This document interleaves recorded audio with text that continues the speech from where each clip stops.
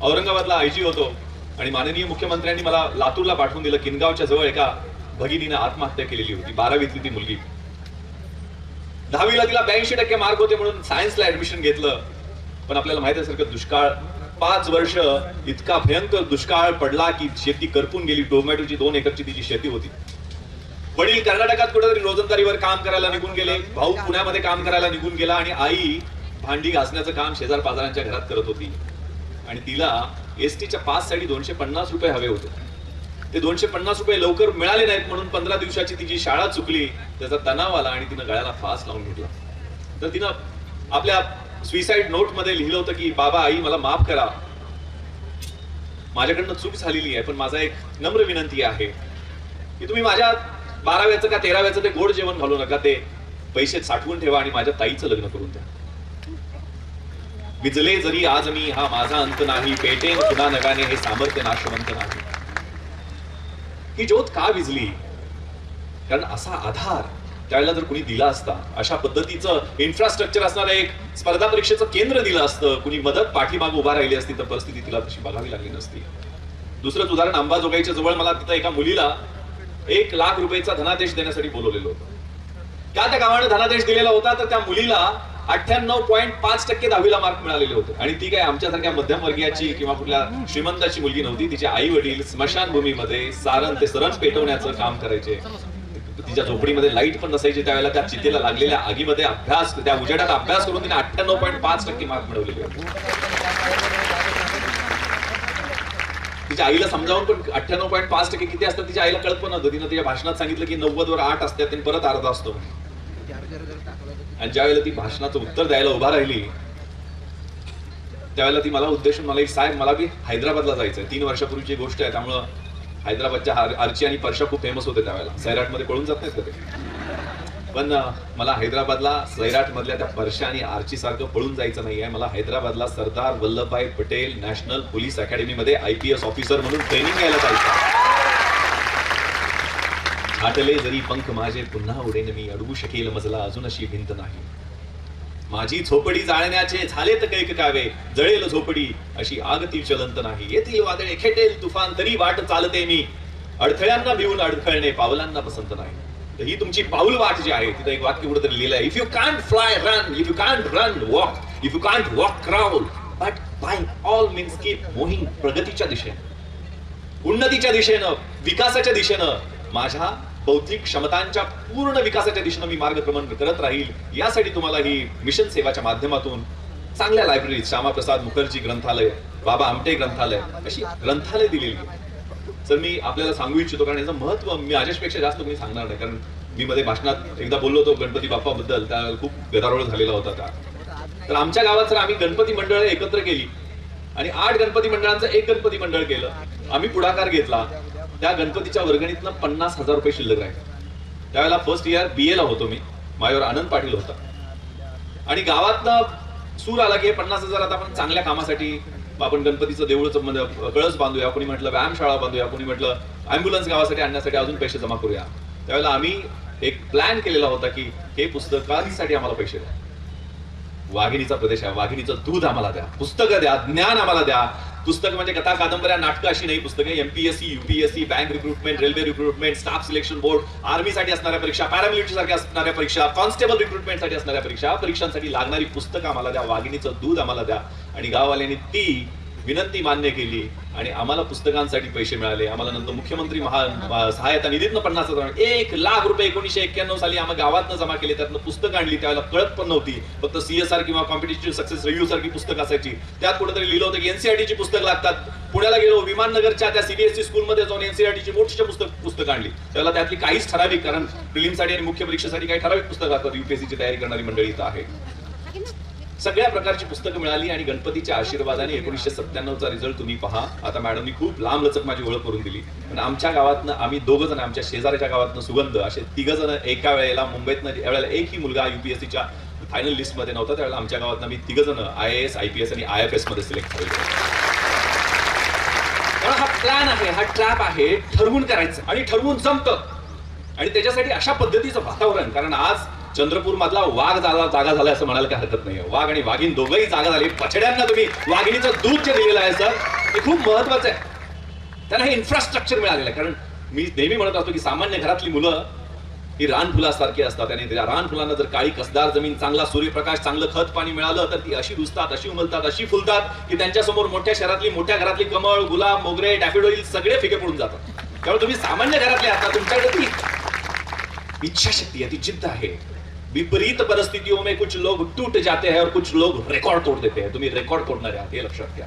त्यामुळे ही जी तुमच्यातली ही जी आजची सुरुवात आहे ती त्या दृष्टीने खूप महत्वाची आहे. त्यामुळे आमच्या गावातला जो प्रयोगची छोटीशी लायब्ररी ती आता आम्ही मोठी लायब्ररी करायला सुरुवात केली. 3 दिवसापूर्वी आम्ही अण्णा हजारे यांना आमच्या गावी बोलवलेलो होतो. आम्ही गावातल्या मुलांना स्किलच्या बद्दल सर सांगत होते, तशा पद्धतीचा प्रगती, कारण वेगवेगळ्या क्षेत्रातल्या अमर्याद असणाऱ्या संधींची माहिती अशा माध्यमातूनच आपल्याला मिळणार आहे. मी सरांना म्हणतो की SIC state institute for administrative careers जी 1982 ला महाराष्ट्रात सुरू झाली, त्या 5 ब्रँचेस झाल्या आणि आम्ही सगळे इथले अधिकारी सर आपल्याला दिसतोय ते त्या सगळ्या आमच्या सगळ्यांची अल्मा माटर ही SIC आहे. आमची पंढरी ही SIC आहे, कारण तिथं आम्हाला ज्ञान मिळालं. तिथं आम्हाला आठवत आहे सचिन तेंडुलकरचे वडील रमेश तेंडुलकर सर क्रिकेटची मॅच सचिन खेळत असताना आम्हाला येऊन शिकवायचे. आमचं मन लागायचं नाही, एवढ्या मोठ्या खेळाडूचा वडील आम्हाला मराठी येऊन शिकवायचं. विजया राज्याध्यक्ष शिकवायचे, अशोक नायगावकर शिकवायचे.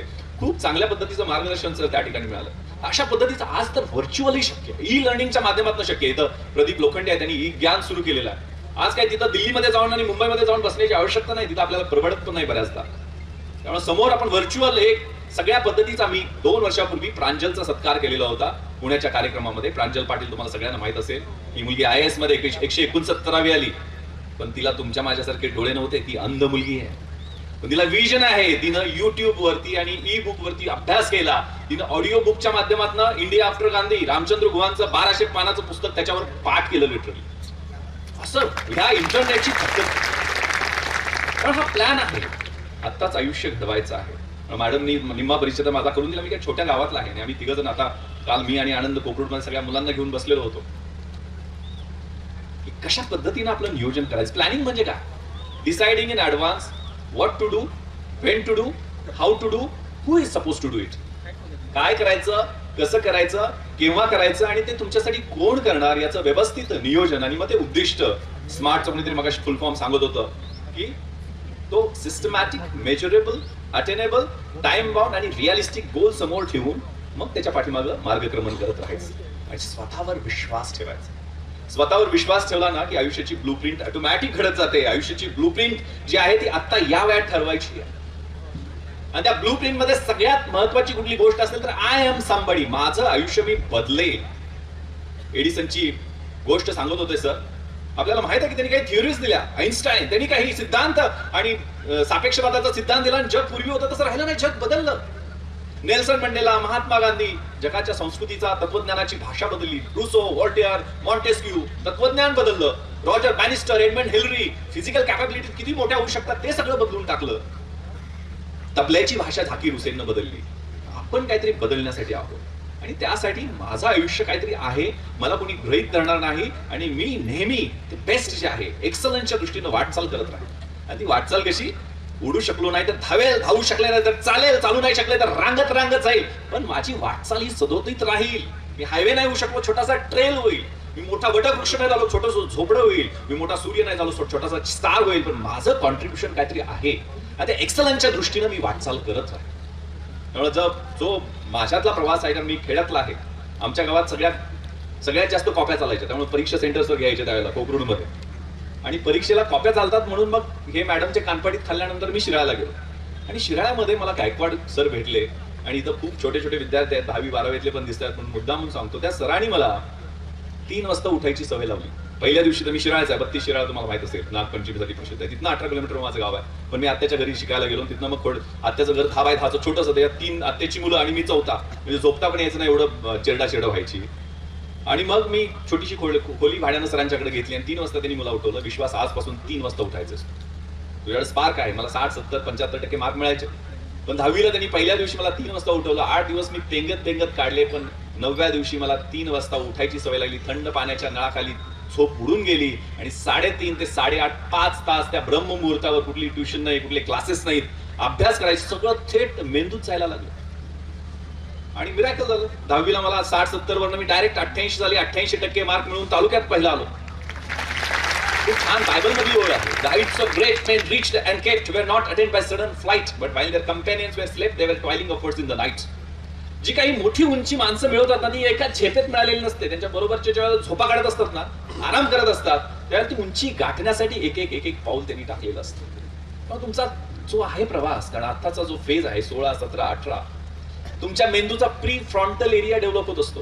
तुम्हाला चांगल्या वाईटाची सवय नसते, समज नसते, त्यामुळे रॅश आपण गाडी फास्ट चालवतो ना, आपण चुका करतो, त्या वयाच करतो, व्यसनाच्या आहारी. कारण मी सर आपल्याला माहित असेल, मी पुण्याला एसपी असताना सिंहगडाच्या पायथ्याशी रेव पार्टीवर धाड टाकली. त्या 292 मुला मुलींना अटक केली म्हणून खूप गदारोळ झाला.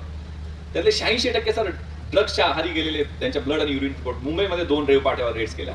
याच वयोगटातली मुलं त्याला का बळी पडतात? कारण हा मेंदूचा विकास होत असतो, त्याला कळत नाहीये. एकदा सेंट्रल नर्वस सिस्टमचा त्या वाईट गोष्टींनी ताबा घेतला की मग काय खरं नाही सर. मी आता सर 30,000 मंडळांना पश्चिम महाराष्ट्रातल्या 5 जिल्ह्यात डॉल्बी लावू दिला नाही गणपती मंडळांना.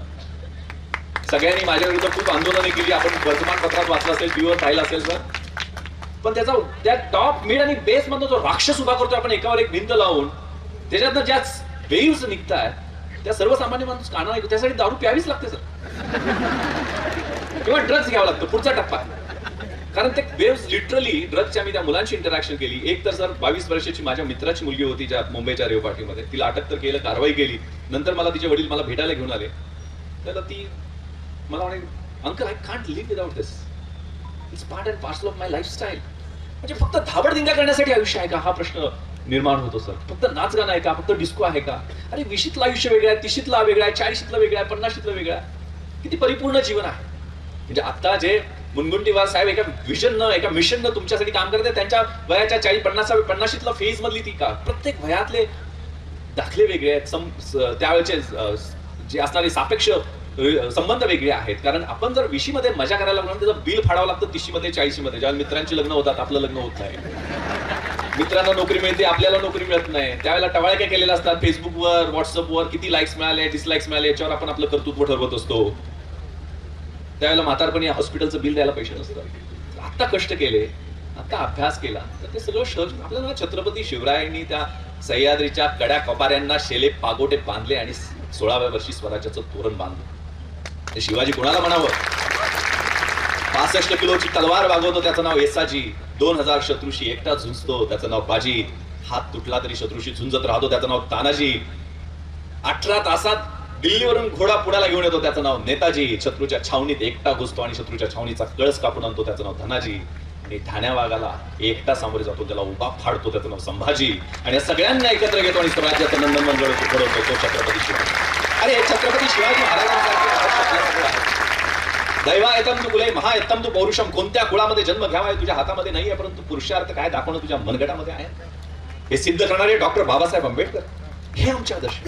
महात्मा फुले विद्ये विना मती गेली, मती विना नती, नीती गेली, नीती विना गती गेली, गती विना वित्त शूद्र खचले. हे सगळे अनंत एका विद्येने केले. हे विद्येचा आणि शिक्षणाचं महत्व त्या काळात पटवून देणारे महात्मा फुले आमच्या आदर्श. यांच्या जीवनातनं खूप शिकण्यासारखं आहे. त्यामुळे या वयामध्ये बायोग्राफीज, आत्मचरित्र आणि चरित्र वाचली पाहिजे. त्यासाठी मी बघितलं सर आणि पुस्तकं तुम्हाला दिली, चरित्राच्या माध्यमातून दिली. प्रत्येक लायब्ररीपर्यंत ते पोहोचणार आहे. त्यामुळे तो टप्पा, त्या वयामध्ये पुस्तकं मिळत नव्हती. मला रोमिला थापरचं पुस्तक 300 रुपये, घाम फुटला, शक्य नाहीये. कारण मी आता माझ्या यायच्या अगोदर कोणी तर सांगतो, मी ज्यावेळेला मुंबईला गेलो, राहायची तर एक पत्र्यांची पेटी होती, फाटके स्लीपर आणि जीन्स एक आणि 2-3 टी शर्ट घेऊन गेलेलो. आमदार निवास मध्ये सर कसं तरी तिथं त्यावेळेला आमच्या गावचे शिवाराव देशमुख साहेब होते, त्यांचे 105 रूम नंबर. तेवढ्या त्या रूम मध्येच फक्त एसी होता, कारण खाली फटारखाना होता. म्हणजे स्वयंपाकाचं जेवण शिजायचे. फरशी एवढी तापायची, रात्री झोपच लागायची नाही. बाहेर झोपलं तर मच्छर एवढे खायचे. आतमध्ये सगळे कार्यकर्ते जर आपल्या रूम मध्ये येत असतील, तिकडे त्याला आमदार असतील तेव्हा ते काय काय खाऊन येतात. कुलाबा कॉजवे मध्ये संध्याकाळी एवढा वास सोडतात, झोपच लागायची. अभ्यास व्हायचा नाही.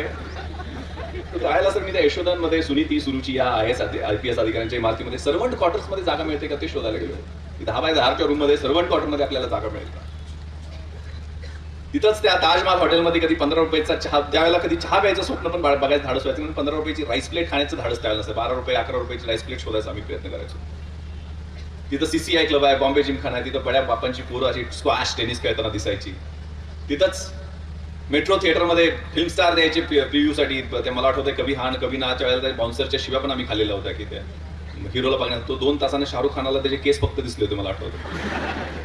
95 आणि 96 मुंबईमध्ये दोन वर्ष पेकाट मोड येतोपर्यंत आणि बुडाला फोड येतोपर्यंत अभ्यास केला आणि परिस्थिती बदलली. IPS म्हणून सिलेक्शन झालं आणि मुंबईमध्ये DCP झोन 1 साऊथ मुंबईचा DCP म्हणून झोन 1चा पोस्टिंग झाल्यानंतर त्याच क्लबनी मला ऑनररी मेंबरशिप दिली. तिथंच माझी मुलं मला टेनिस खेळताना दिसायला लागली. त्याच यशोधन बिल्डिंगमध्ये जिथं सर्वंट क्वार्टरमध्ये जागा शोधत होतं तिथंच 2200 स्क्वेअर फीटचा 3 बेडरूमचा फ्लॅट राहायला मरीन ड्राईव्हवरती मिळाला. ज्या फिल्म स्टारला बघण्याचा तिथं धडपडायचं तिथं वेस्ट मुंबईचा मी ऍडिशनल कमिशनर झाला. तेच फिल्म स्टार माझी अपॉइंटमेंट घ्यायला लागले की साहेब मला भेटायचं आहे. आणि ताजमहालमध्ये कधी चहा प्यायचं स्वप्न पाहिलं नाही. तिथं अतिरेक्यांशी 2 हात यशस्वीपणे केल्यामुळे राष्ट्रपतींचं शौर्य पदक ही आमच्या टीमला देण्यात आलं. हे बढाया मारण्यासाठी मी सांगत नाहीये. इथून इथपर्यंतचा प्रवास आहे ना, तिथं फक्त अभ्यास आहे. वर्क लाईक हे चांदीच्या वेळेला शुद्ध करताना तिला तापवतात, खूप तापवतात. आणि ज्यावेळेला चेहरा दिसायला लागतो ना त्या चांदीमध्ये, त्यावेळेला ती तापवायचं थांबवावं लागतं, नाही तर नुकसान पण होतं. तुम्हाला त्रास होत असेल ना, तर तुमच्या चांदीमध्ये, चांगल्या चांदीमध्ये, शुद्ध चांदीमध्ये रूपांतर होत आहे. The winning horse doesn't know why it runs, it runs due to bits and pence. Life is a race, God is a rider, and if you are getting bits and pains, it's for sure that you are going to win the race. जो शर्यतीत धावणारा घोडा असतो ना, त्याला जे चाकाचे फटके आणि चटके मिळतात ना, त्यामुळे तो धावत असतो. त्याला माहित नसतं काय धावतोय. पण जर आयुष्यामध्ये तुम्हाला जर चटके आणि फटके मिळत असतील ना, तर परमेश्वर तुमचा रायडर आहे आणि तो फटके आणि चटके देतोय कारण तुम्ही ती शर्यत जिंकणार आहात. मंजिलें उन्हीं को मिलती है जिनके सपनों में जान होती है, यूं ही पंख होने से कुछ नहीं होता, हौसलों से उड़ान होती है. त्यामुळे ती हौसला, ती जिद्द, ती इच्छाशक्ती ही महत्वाची. त्यासाठी मग कॉलेजच्या दिवसामध्ये तो प्लॅन, हे खूप छान म्हण आहे, more you sweat during peace, less you bleed during war. शांततेच्या काळामध्ये जास्त घाम गाळला तर युद्धाच्या काळात कमी संघर्ष करावा लागतो. हा तुमच्या आयुष्यातला शांततेचा काळ आहे. आई वडील अजूनही पैसे पाठवतात, कमरेला चिमटा काढून ते पैसे पाठवतात. तर माझे 4 डिसेंबरला वडील सोडून गेले मला. त्यांनी मला प्रेरणा दिली. मला जे मॅडम सांगत होती ती वस्तुस्थिती आहे. त्या वडिलांच्या इच्छेसाठी ते सारखे मला म्हणायचे. त्यावेळेला त्यांना कलेक्टर, कमिशनर, SP या गोष्टी माहित नव्हत्या, पण ते पैलवान होते. त्यांच्या बलदंड स्नायूवरती मी डोकं ठेवून ज्यावेळेला झोपायचं मला सारखं मामलेदार झाला पाहिजे, फौजदार झाला पाहिजे. त्यांना तेच स्वप्न वाटायचे. त्यांना नंतर लक्षात आलं की ह्याची अजून कॅपॅसिटी आहे, IAS होऊ शकतो, IPS होऊ शकतो. त्याला कलेक्टर झाला तर दिव्याची गाडी मिळेल, त्याला मला ती लिहून पाठवायची. ही त्यांनी शेती विकली. आमच्याकडे तर शेती खूप कमी असते, 4-5 एकर आमच्या घरात शेती आहे. आणि आमचं सिलेक्शन झाल्यावर आमच्या घरांच्या सालगाड्यांना ती शेती त्यांनी देऊन पण टाकली. आता माझं पोरगा IPS झालं, मला काही शेतीची गरज नाही. नावावर 7-12 आजकाल कोणी गुंटा सोडत नाही. त्यांनी 2 एकर शेती त्यांच्या नावावर करून टाकली सर 4 पैकी. हे माझ्या वडिलांनी स्वप्न देण्याचं स्वप्न. कारण संस्कृतीची व्याख्या कुठं तरी मी वाचवत होतो की दुसऱ्याच्या ताटातलं ओढून खाणं म्हणजे विकृती, स्वतःच्या ताटातलं स्वतः खाणं म्हणजे प्रकृती, आणि स्वतः उपाशी राहून दुसऱ्याला भरवणं ही संस्कृती असते. ही आपली संस्कृती आहे. Give something back to the society. सर्व्हिसमध्ये काय यायचं याची कन्सेप्च्युअल क्लॅरिटी असली पाहिजे. म्हणून 12वीला ज्या वेळेला भूषण गगराणींचं भाषण ऐकलं त्यावेळेला निर्णय पक्का केला की हे काहीतरी मराठी माध्यमातनं, मराठी साहित्य घेऊन, इतिहास मराठीतनं लिहिता येतो अशी काहीतरी IAS ची परीक्षा, IPS ची परीक्षा, IRS ची परीक्षा, 27 वेगवेगळ्या पोस्ट आहेत. त्याला 5-6 लाख मुलं बसतात, म्हणजे फॉर्म भरतात. म्हणजे सगळे परीक्षेला जातील की माहित नाही, आता ती संख्या वाढली असेल. आमच्या वेळेला 6-7 लाख फॉर्म भरले जायचे. त्यातनं प्रिलिम्सनं 15 पट, म्हणजे समजा 500-600 जागा असतील त्याच्या 15 पट, साधारण 10,000 मुलं प्रिलिम्स मधनं पास केले जातात, मेन्स मधनं 2-3 हजार पास केले जातात. त्यातनं इंटरव्ह्यूतनं मग त्यातले 2/3 3 पट असतात, त्यातले 1/3 सिलेक्ट होतात. ही सापशिडीचा खेळ आहे. त्यात प्रचंड संघर्ष आहे, अप्स अँड डाऊन्स खूप आहेत. पण ही जर्नी जी आहे ती तुम्हाला एनरिच करणारी आहे. कारण यामध्ये प्रिलिम्स मध्ये CSAT आहे, जनरल स्टडीजच्या परीक्षा आहेत, त्या मल्टिपल चॉईसच्या परीक्षा आहेत. मुख्य परीक्षेमध्ये राज्यघटनेपासून, इकॉनॉमीपासून, सायन्स अँड टेक्नॉलॉजीपासून, करंट इव्हेंट्स, मेंटल ॲबिलिटी या सगळ्या भागांचा अभ्यास तुमचा होतो. त्यामुळे तुमची व्यक्तिमत्व विकसनाची ही एक प्रक्रिया. पण या फील्डमध्ये पडायचं असेल तर पूर्ण प्लॅन करून पडायचं. म्हणजे 12वीत असेल तर 5 वर्षाचा प्लॅन करा. ग्रॅज्युएट नका. माझं सिलेक्शन 23व्या वर्षीचं, कारण मी सुरुवात 12वीला असताना केली.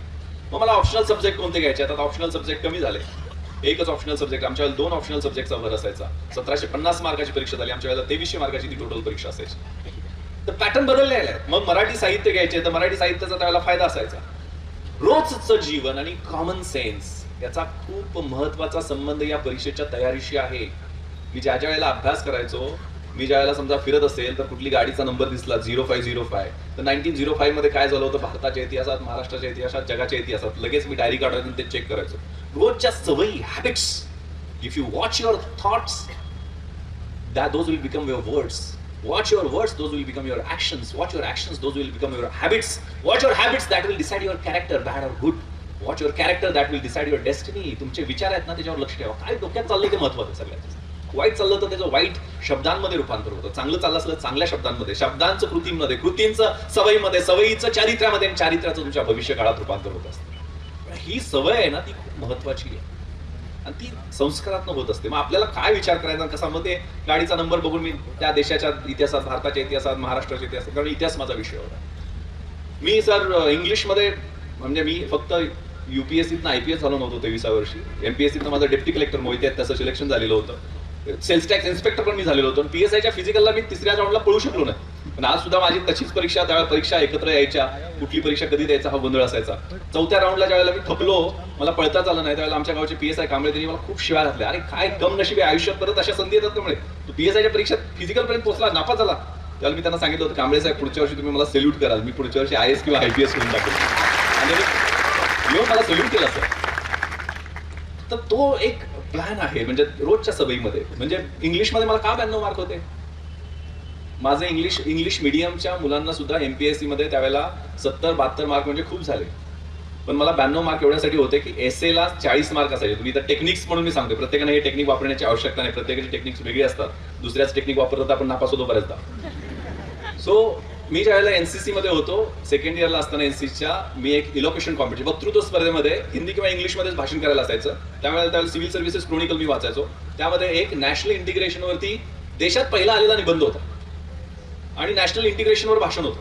ते मी आहे तसं पाठ केलं आणि म्हणून टाकलं. मला अर्थ काहीच कळला नव्हता.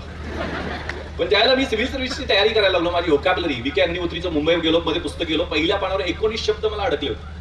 ती माझी स्वतःची डिक्शनरी, छोट्या छोट्या शब्दांना स्वतःच्या डिक्शनरीमध्ये रूपांतरित करायला लागलो. ही प्रक्रिया आहे.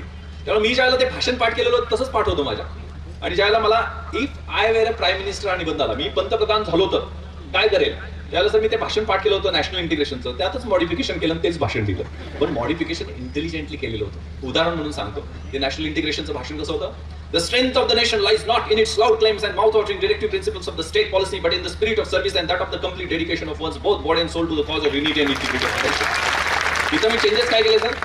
The strength of the nation lies not in Prime Minister's loud claims and his mouth-watering directive principles of the state policy, but in his spirit and that of the complete dedication of one's both. त्याला पुढचं होतं की however with every salute and cheers to our grand and mighty past, our present is afflicting, sometimes it is horrifying, sometimes frustrating. मी त्यावेळेला sir 97चा period ना, त्या 94-95चा, म्हणजे इंदर कुमार गुजराल, बीपी सिंग आणि चंद्रशेखर, ते सरकार थोडीशी डळमळीत असायची. त्यामुळे ते how every salute and cheers to our mighty past, our present is uplifting, असं टेक्निकली व्यवस्थित लिहित गेलो आणि मला खूप चांगले मार्क्स मिळाले आणि मी डेप्टी कलेक्टर होऊ शकलो. डेप्टी कलेक्टर होण्याचं दुसरं कारण, मला समाजशास्त्रामध्ये 160 मार्क होते.